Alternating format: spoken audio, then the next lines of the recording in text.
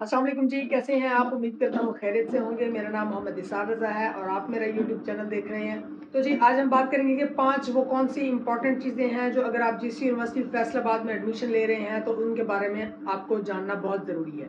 Number 1, सबसे पहले तो मैं आपको बता दूँ कि गवर्नमेंट कॉलेज यूनिवर्सिटी फैसलाबाद किसी भी डिग्री के लिए सिवाय इलेक्ट्रिकल इंजीनियरिंग टेक्नोलॉजी और दूसरे टेक्नोलॉजी प्रोग्राम्स यानी कि सिविल, मैकेनिकल, केमिकल और आर्किटेक्चर, इन सारे प्रोग्राम्स और एलएलबी और बीएफए, इन सब डिपार्टमेंट्स के अलावा किसी भी डिपार्टमेंट में, किसी मेडिकल फील्ड में, किसी आर्ट्स की फील्ड में, किसी नॉन साइंस प्रोग्राम की फील्ड में, किसी लाइफ साइंसेज या दूसरे जो फिजिकल साइंसेज हैं या कोई और प्रोग्राम्स हैं, किसी भी प्रोग्राम के अंदर एडमिशन टेस्ट जो है वो नहीं लेती।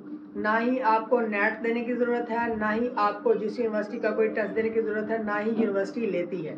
नंबर 2, अब मैं आपको बताऊं कि गवर्नमेंट कॉलेज यूनिवर्सिटी फैसलाबाद में आप जितने चाहे डिपार्टमेंट्स में अप्लाई कर सकते हैं, लेकिन हर डिपार्टमेंट में अप्लाई करने के लिए आपको दोबारा से फ़ी पे करनी पड़ेगी। यानी कि हर डिपार्टमेंट में अप्लाई करने के लिए आपको 700 जो फ़ी है वो सेपरेटली पे करनी पड़ेगी। काफ़ी सारे स्टूडेंट्स ने एक बार अप्लाई किया है, एक वाउचर जो है वो पे करने के बाद वो दोबारा से ऑप्शन ढूंढ रहे हैं कि उसी वाउचर के लिए कहीं पे ऑप्शन होगा कि हम किसी और डिपार्टमेंट में अप्लाई कर लें।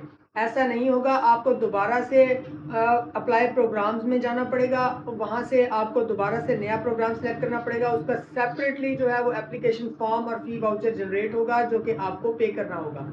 तो आप ज़्यादा से ज़्यादा डिपार्टमेंट्स में अप्लाई ज़रूर कर सकते हैं, लेकिन आपको ये देखना है कि क्या आप इतने पैसे पे कर सकते हैं। अगर आप इतने पैसे नहीं पे कर सकते तो वाइजली चूज़ कीजिए कि आपने किस किस डिपार्टमेंट में जाना है, आपकी जो मार्क्स परसेंटेज है वो कितनी है, और उसके बाद आप जो है उस डिपार्टमेंट में अप्लाई कर सकते हैं या नहीं।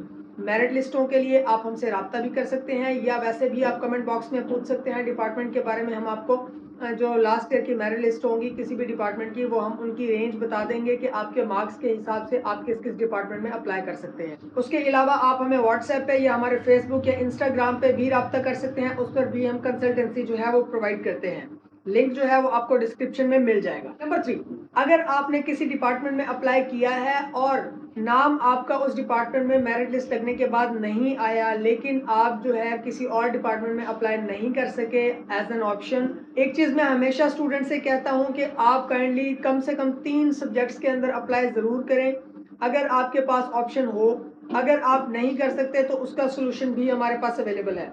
वो ऐसे है कि गवर्नमेंट कॉलेज यूनिवर्सिटी फैसलाबाद में अगर आपने किसी एक डिपार्टमेंट में अप्लाई किया है, उसमें आपका नाम नहीं आया, तो आप अगर चाहते हैं कि किसी और ऐसे डिपार्टमेंट में शिफ्ट हो जाएं जहां पर आपका मेरिट बन रहा हो, तो आप वहां डिपार्टमेंट जो है अपना शिफ्ट करा सकते हैं। उसके लिए जो प्रोसीजर है वो मैं नेक्स्ट वीडियो में आपके साथ शेयर कर दूंगा, लेकिन आप एक डिपार्टमेंट से दूसरे डिपार्टमेंट में शिफ्ट कर सकते हैं। फर्दर मोर, अगर आपका किसी डिपार्टमेंट में नाम आ गया था और आपने उसमें फीस सबमिट करा दी है और आप किसी और डिपार्टमेंट में डिज़ायर करते हैं कि आप उस डिपार्टमेंट में चले जाएं, तो आप वहां से भी डिपार्टमेंट शिफ्ट करा सकते हैं और आपकी वो जो फर्स्ट सेमेस्टर की फ़ी होगी वहां से दूसरे डिपार्टमेंट में शिफ्ट कर दी जाएगी।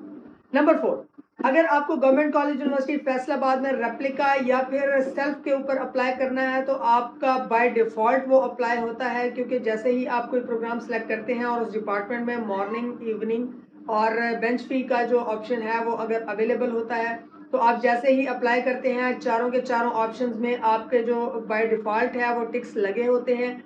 ठीक है, आपको कोई भी एक्स्ट्रा किसी ऑप्शन के ऊपर जाके उनको इनेबल नहीं करना पड़ता।